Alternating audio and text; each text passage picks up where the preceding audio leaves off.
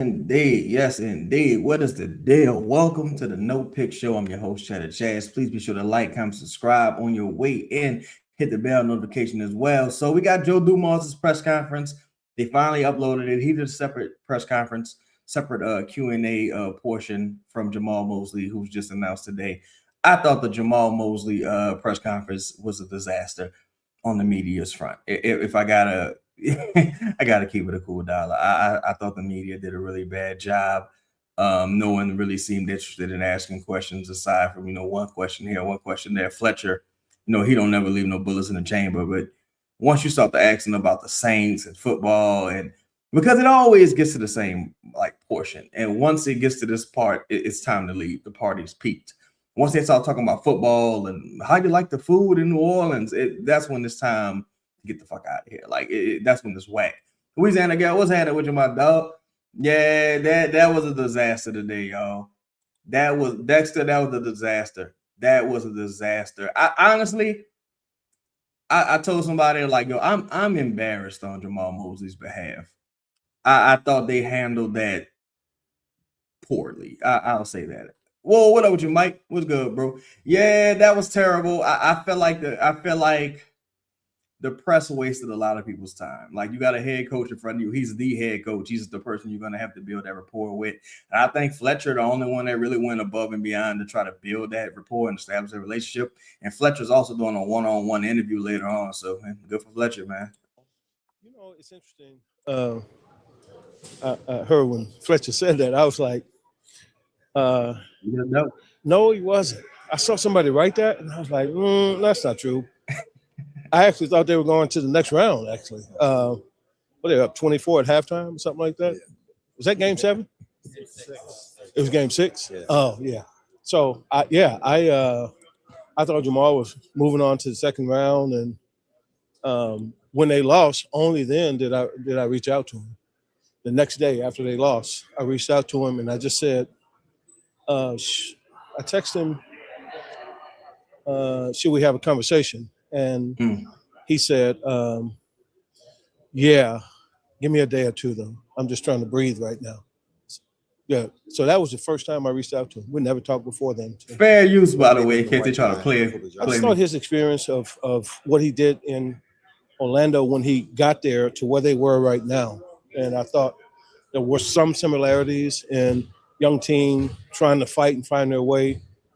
So having someone who had the experience of not just coaching, but coaching a young team that had been struggling to a consistent playoff team, I looked at that and I was like, man, we really need something like that in the building, or someone like that in the building. My issue with how the media handled it was more so like, it gets to a point, like we're in 2026. 2026 is halfway over, right? Journalism, I totally understand. I'm not a journalist.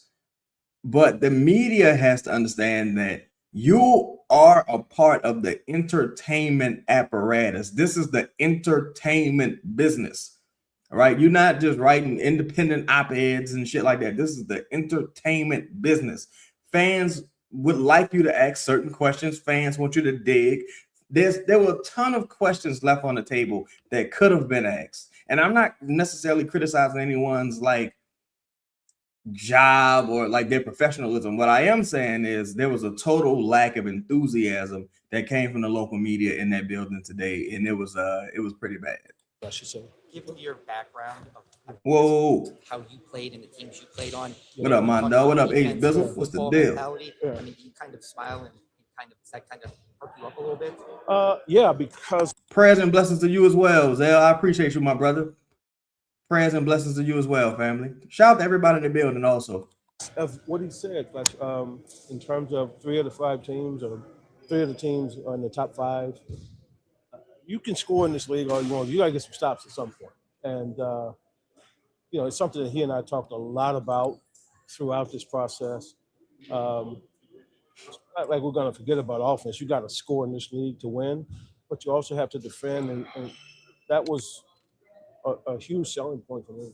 You and Jamahl both mentioned just the shared vision that you guys had in talks. What can you share with us about what that vision is? Well, on the court, it's what we talked about, defense and being tough and all that. But off the court, I think to build a really good culture, You got to have good people in the building. You got to do things the right way, treat people the right way. We even talked about how we travel, what we look like. All of those things are important. And so shared vision, that's what we were talking. That's what we were talking about just then. On the court, for sure, like Fletch said, the defense is really super important for us. But off the court, how we do business in a first-class manner is just as important. He said unapologetically physical. Was that music to your ears? Oh yeah.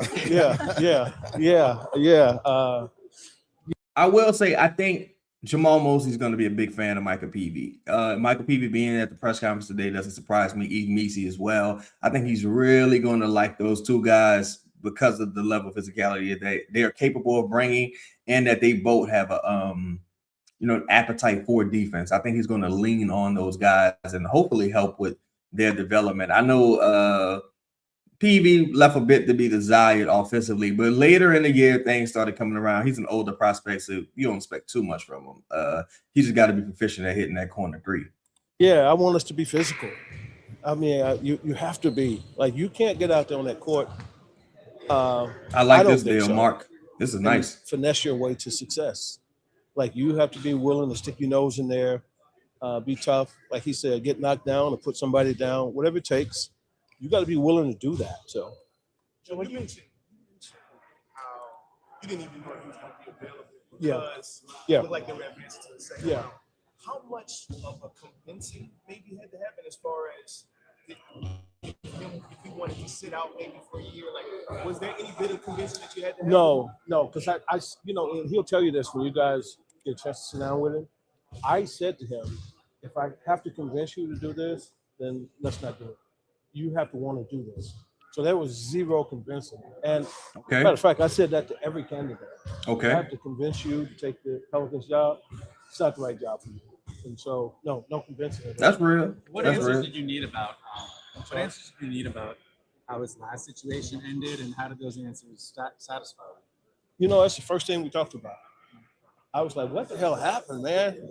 Right out of the gate. And it's just like, Joe, we went into halftime and he said, first thing I said was, guys, we have to go back out and play the second half like it's a tie game. Please, let's not go back out here thinking we have a 20-some point lead. And he said, we missed a couple of early shots. And if I think they went down, we'd have got comfortable and we'd have been okay. We missed them and you just start seeing the panic. So I can go through everything we talked about, but we talked specifically about that. I asked him, how many timeouts did you call during that time? What did you say in the huddle? What was your demeanor? Were you on the guys, or were you calm in those situations? Like, I talked about every single thing in that situation, because you want to get an idea of when things are hot, and that's hot. When you big league like that and you're losing it, that's a hot situation. Bro, here's the crazy part. Shout out to Joe Dumars. Those are the questions that the media should have asked today. What up with your Ed? Shout out to my dog Ed Johnson in the building. Those are the questions. What up to my dog Chung in the building? What up with y'all, man? Appreciate y'all.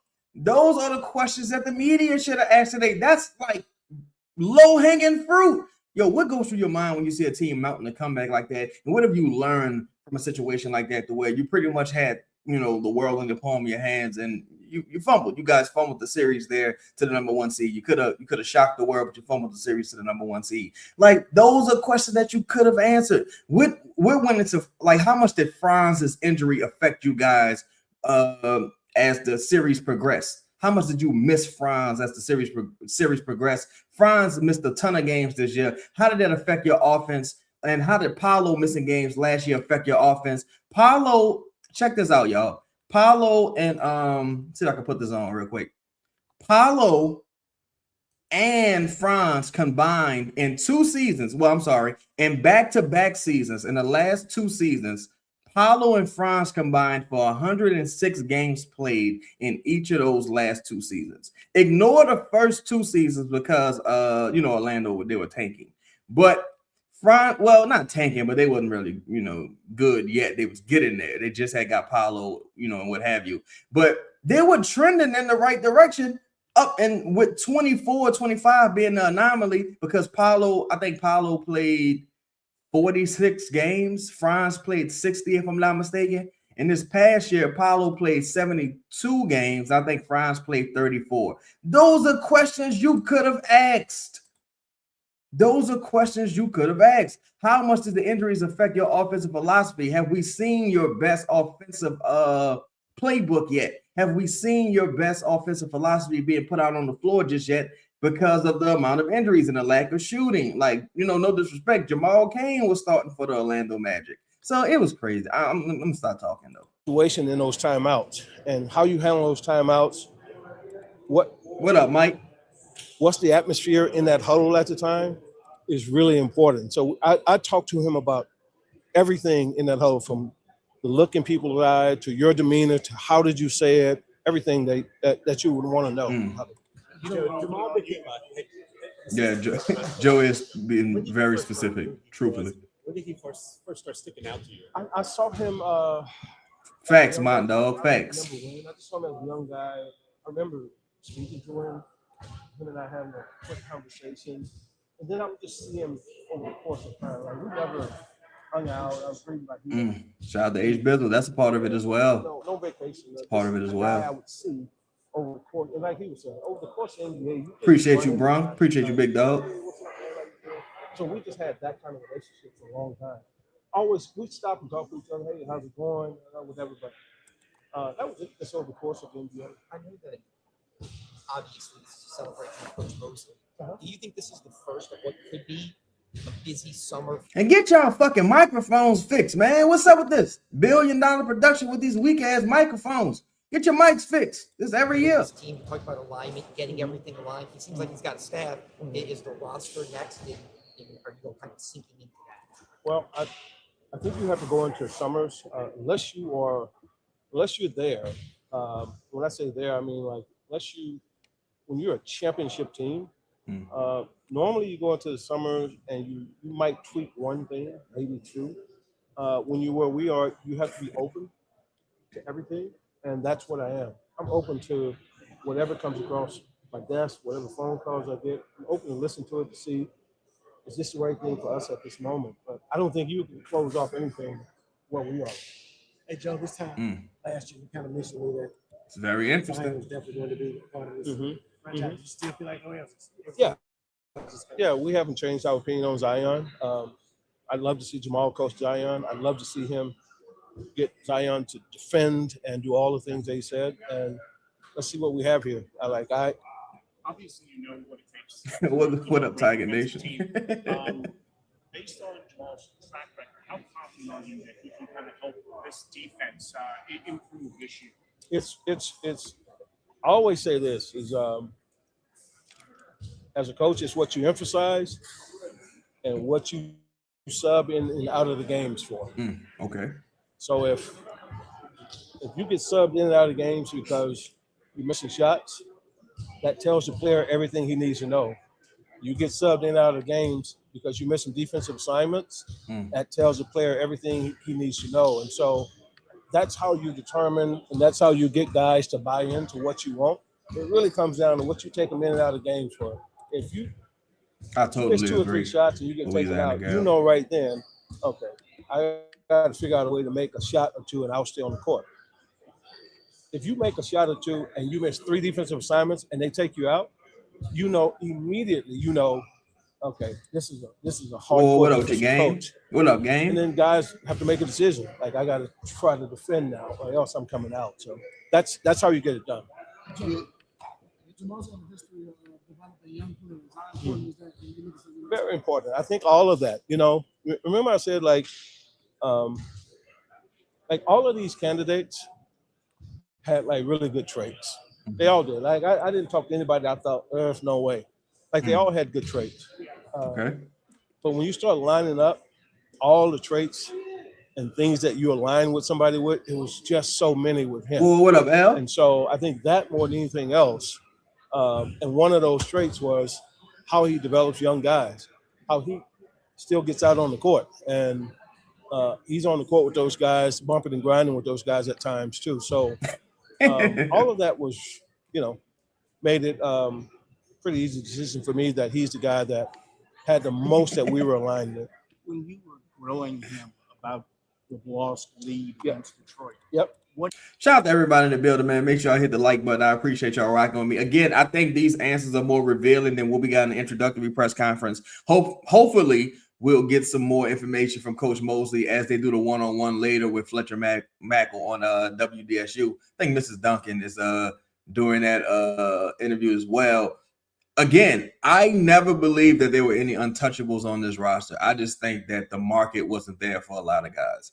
I think if you come with 2 solid first or a good first for Herb probably gone. I think if you come with a nice offer for Trey's probably gone. I think if you come with an incredible offer for Zion, well, not incredible, but a reasonable offer for Zion's probably gone. I truly believe that.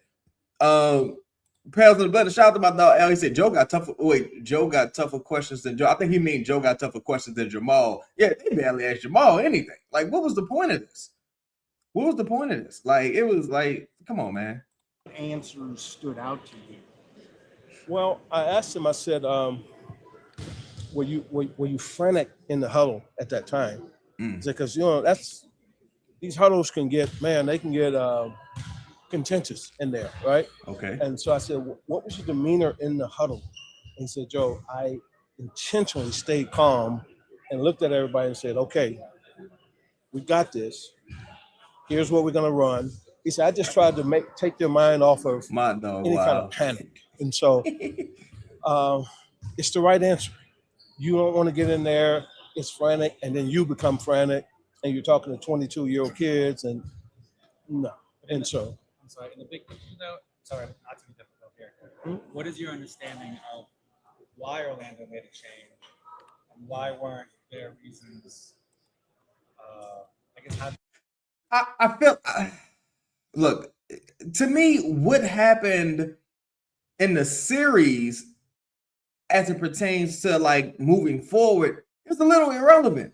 Like, I understand the media would like to know these things, but it's like, it's kind of irrelevant because, again, Franz was out. Like, a number of things happened to end that series that may not repeat themselves in New Orleans.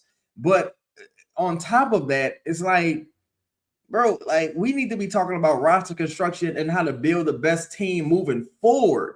Like, if you go look at the number of games Franz and Paolo played together and just go look at their roster construction in Orlando, you kind of get what went wrong. Yeah, like, we not Orlando. Like, this isn't Orlando. Like, so we doing a motherfucking season autopsy on Orlando. It's like, bro, that doesn't matter. Like, you're building the Pelicans. Like, we're building the Pelicans. But, I understand that's his question. That's something he would like to know. Fair enough. But we're building the Pelicans. Franz played, 34 games this season. Franz is arguably their best player. But Franz played 34 games this season. Season before that, Paolo played, 40-something games, if I'm not mistaken. Like, bro, let's talk about the Pelicans. Like, let's talk about some Pelicans here. What the fuck? You get past that to make this higher. Why wasn't that a concern to you? You don't really, like, he's been there for 5 years. Thank you, Mark. Exactly, Mark.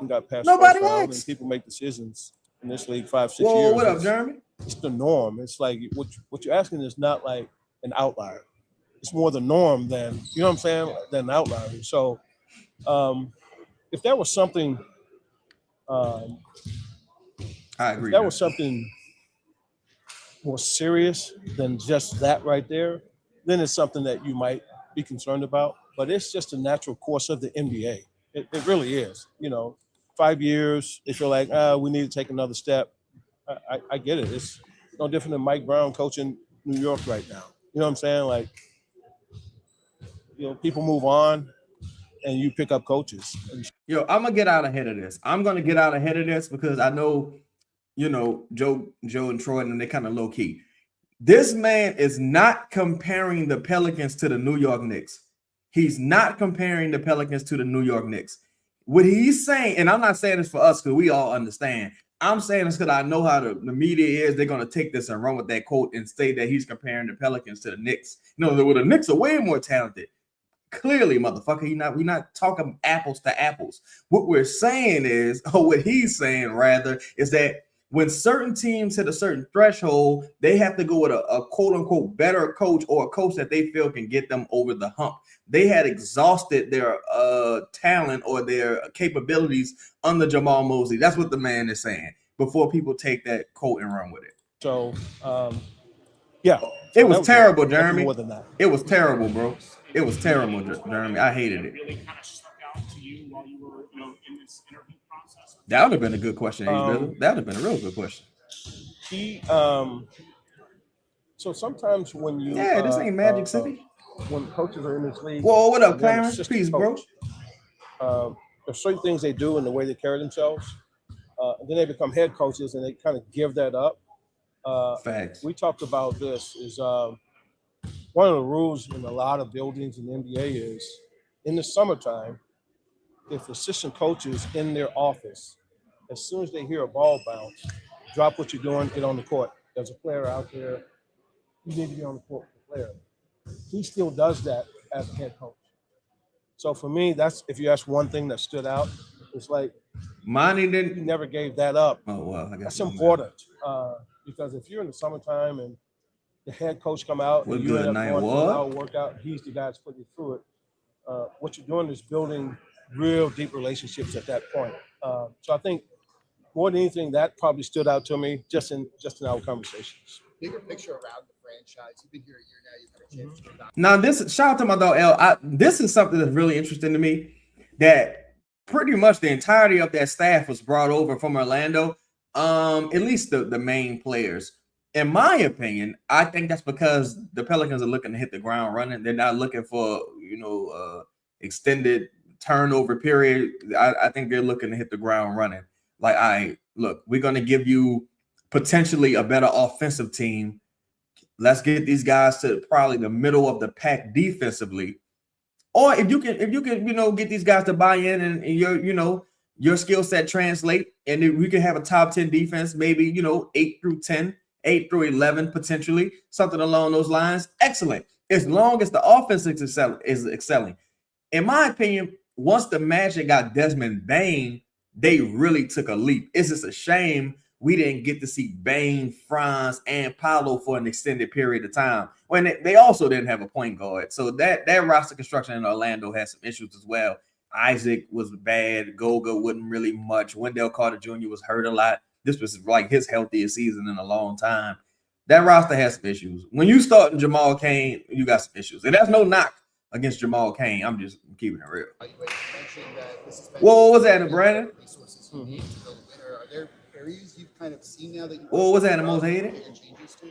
No, we made some changes, some personnel. Very excited, Jada. In those spots with some really high level people. Sometimes it's just time for a change. We got to scope. Got to put buckets up. Like I said, I was saying to him, it's normal course of business in the NBA.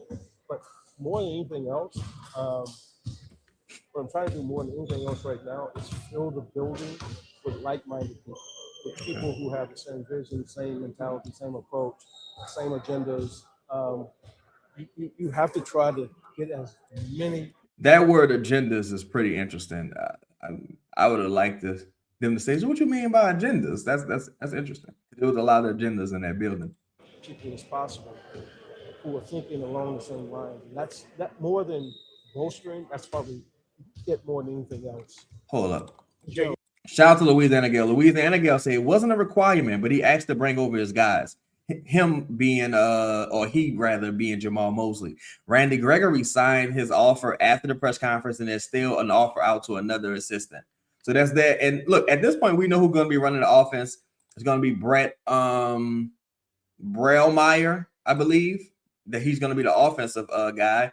So we'll see. Again, they were trending in the right direction last season, and that's with Franz missing the Lions' share of the season. I think Franz only played 34 games. So they were heading in the right direction. Let's see if, that coaching staff continuity translates. Whoa, what up with you, Luna, my dog? What up, your homie? Say also, don't get confused. The PELS open to also don't confuse the PELS being open to making moves but giving people away. Absolutely not. I don't think so at all. Dexter say, Chaz, you think some players on the Pelicans are going to react negatively to Mosley's coaching style by the fact that he's going to hold players accountable? Well, at this point, it's lip service, so we'll see what ultimately happens, right? But Do I think? No. The only look, it's always possible. I don't think so because I think guys at this point are tired of losing. But if they do react negatively to that coaching style, just get them out the building. You can't keep acquiescing to unless only person that you could probably acquiesce to a little bit would be like Fears maybe or Zion to a degree. But everybody else, nah, man, you can't keep acquiescing to role players and collaring these guys and firing coaches, especially not no coach that you just gave no 5-year deal. If you ain't tired of losing and you upset someone holding you accountable, at this point you're the problem, truthfully. Mars say, Chaz, why you think nobody go after Mark Jackson? I felt like he could have had us nice. I think Mark kind of been blackballed, to be honest. I think Mark been blackballed, to be honest. I think with Steph being like the face of the league at one point in that situation not working. Not saying Steph blackballed him. I just think that it was just like, nah, like too many complaints about his practices. You talked about how you're open to maybe some kind of roster changes. Here's how you perceive maybe where some people say you've got John P. Murray, you've got Jeremiah Fears at and then a lot of people say Zion, EQ, can they work together? Does the numbers say they did? I'm not sure how much they on the court together, but that's another story. But anyway. That boy just took a shot at Borrego. He just took a shot at Borrego. Did y'all hit it? Whoa, what up with you, Jess? What up, Jess? That boy just took a shot at Borrego. That boy said, I'm not so sure how much they were on the court together, but that's another story. So basically, what he's saying is, I'm sure it's not necessarily a requirement, but I think he would like to see. You say running back, I'm gonna rewind it. Not necessarily a requirement, but I'm sure he's gonna want to see Zion and Queen on the court a lot together. They work together. Does the numbers say they did? I'm not sure how much they were on the court together, but that's another story. But anyway. That's a shot. That's a shot. Troy and I talk about this all the time. It's just one of his hot button issues. He's like, Joe, it kills me when I hear people say, oh, well, they probably can't play together. Like, I think this. I think anybody with high IQ can make it work. It's only them, specialists that can do just one thing and that's it. That can get a little dicey. But if you have a high IQ, it's not hard to play with anybody. It really is.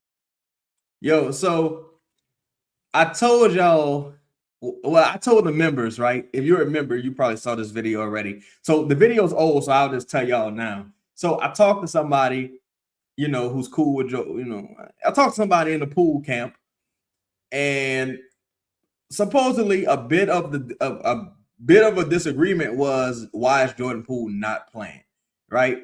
I don't know how true it is. Again, there's 3 sides to every story, but that was a bit of an issue that allegedly Troy and Joe had. Like, yo, why isn't Jordan Poole playing? Why are you not playing Jordan Poole? Like, so, them having issues with the rotations makes sense to me. Makes sense. I think, and Looney might have been in that conversation as well, if I'm not mistaken. Residual say, why is Joe sweaty? Probably hot in that bitch. If the mics don't work, I don't think the AC work. It's probably hot in that motherfucker. You just know how to move, where to go. Guy comes here, I'm gonna move. Like, it's just. So I don't really worry so much about this guy can't play. Like, it's easy to sit back and say that, but you got to put him out there. I agree, GSP. Not for the few minutes that I am very proud of. But you got to put it out there. And remember they were saying that a few years ago about Paul Pierce and what's his name? Tatum and Brown. They were saying about those two guys. Yeah. You know what I'm saying? Like, you can say that kind of stuff, but you have to let it play out, and we'll let it play out some here to see how. But I'm open to it.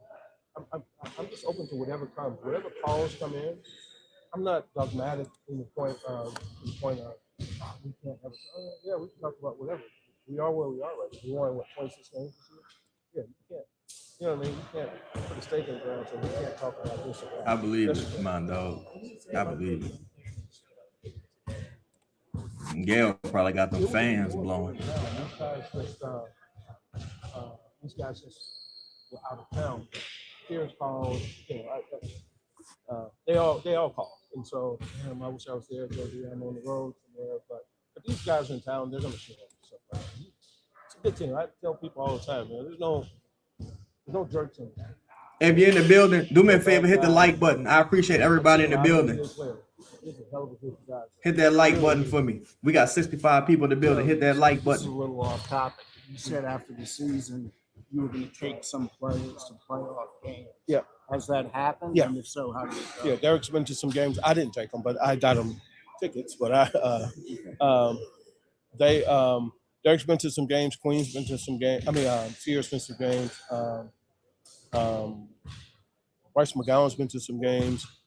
DeJounte, we've had about half dozen. Well, they already have Brett.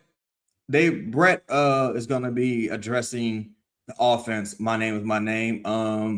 So I mean, I'm sure maybe he could use some help. My preference would still be a guy like Rondo. This guys who could add a little bit of ingenuity, a little bit of whoa, what's good with your Drew? Guys who could add a little bit of creativity, but who's to say that Brett isn't some genius that didn't have his pieces to execute? Probably some Orlando people would say that, but we shall see. So maybe half the team have been to games. Was good. Well, we're just, they've gone out and they wanted to see it. They wanted to see it, feel it. I remember Queen coming back and saying, "Geez, that intensity." I think he went to a game in either Detroit or New York, and he was just talking about the intensity. He's like, "I hadn't seen that during the regular season." I said, "You're not going to see that during the regular season. You're going to only see that here." So they've been out. About half the team has been out already. Was anybody at Game 6 in Orlando? What the fuck is that? No, who cares about fucking Game 6 in fucking Orlando? This is pathetic. This is pathetic. Who gives a fuck? Who cares? What kind of stupid ass question is that? And I don't mean that to be insulting, respectfully. Say, was anyone at Game 6 in Orlando? Who cares? Who fucking cares? Like what? So what? Like, was anyone there when Kawhi Leonard shot the ball and it hit the rim and bounced in versus the 76ers? Like, nigga, what? Who cares? Like, how is that relevant? Like, come on, bro. But whatever. No, I don't think anybody went. Did we have anybody go to Orlando? I don't think so. I don't think we weren't out there scouting. Joe, a classy guy. Joe is a classy guy, because I would have been like, how's that relevant, bro? Like, what does that have to do with anything? Like that would have been my response to that. Like, what the fuck? Like, how long you want me if they ask 13 questions, 4 to 5 of them were just about Orlando in Game 6. Like, who cares? Like, what? All right. Like, that shit's so fucking tacky. That is tacky and lowbrow to me. But whatever, man. Shout out to everybody in the building. Make sure y'all hit the like button. I seen a few people ask a couple questions. I think I addressed them all, but I appreciate all y'all rocking with me. This was an impromptu show, so hit the like button, subscribe if you haven't. Consider becoming a member. I just uploaded a new video on that. And I think the media really dropped the ball on this one. To me, the only press conference I saw worse than today's press conferences was the one with it might have been with Trajan and Griff when they sat side by side. They had a really bad press conference. Bryson and Griff had an okay press conference, but the one with Trajan and Griff was terrible. And the press conference with Mosley is like, you could have asked Mosley all of these Orlando questions. If you really had these questions, you could have asked them all of these Orlando questions. But you asked Joe all of the Orlando questions. And it's like, whatever. You didn't have any questions about, so are you looking to get into the first round? Like, matter of factly. So what do you, aside from rebounding, what do you think the team needs are for shooting? Do you think you need veteran guard play? How do you think, some of the situations, how the playoffs fail? How could those situations present some opportunities for you? Were you a fan of the players in Orlando? Like, there was a ton of questions you could have asked that had to do with roster construction and team building. This was some bullshit. This was some bullshit. But whatever. Yo, but that's for today's show, man. Please be sure to like, comment, subscribe. I'm out. Probably hit y'all tomorrow with another show. I'm gonna holler at Pistons Talk, see if I can get Pistons Talk on the show and highlight him about some of the rumors and potential team building things with the Pistons, and see if the Pelicans and the Pistons could probably do a little bit of business together, because you know you got Isaiah Stewart, who's potentially going to be on the move. Potentially, Holland was getting some DNPs. You know, he potentially could be on the move. They need to add some offense. Trajan is a fan of Herb Jones, clearly. Maybe they want to add him. Maybe they like Herb Jones. Maybe they feel like they need even more defense. Who knows, right? But we're definitely going to talk about it. But I appreciate all y'all, man. Have a good rest of y'all day, and I'm out. Peace.